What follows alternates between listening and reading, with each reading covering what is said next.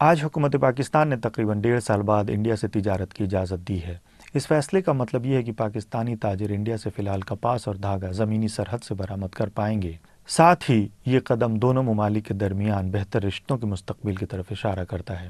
حالانکہ انڈین حکومت نے اس فیصلے پر ابھی تک کوئی رد عمل نہیں دیا ہے، کسانوں کی جماعت کے رہنما اجے ویر جاکر نے ایک ٹویٹ میں اسے ایک فینٹاسٹک نیوز بتایا اور پاکستان کے وزیر خزانہ کا شکریہ بھی ادا کیا۔ انڈیا اور پاکستان کے درمیان بہتر رشتوں کی وکالت کرنے والے سماجی کارکن جتن دیسائی نے بھی اسے ایک پازیٹیو ڈیولپمنٹ کہا ہے۔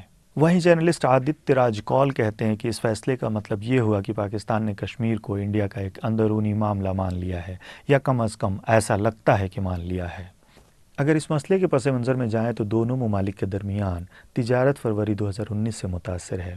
پلوامہ خودکش حملوں کے بعد انڈیا نے پاکستان سے موسٹ فیورڈ نیشن کا ٹیگ واپس لے لیا تھا اور پاکستان سے امپورٹ پر 200% کی ڈیوٹی لگا دی تھی۔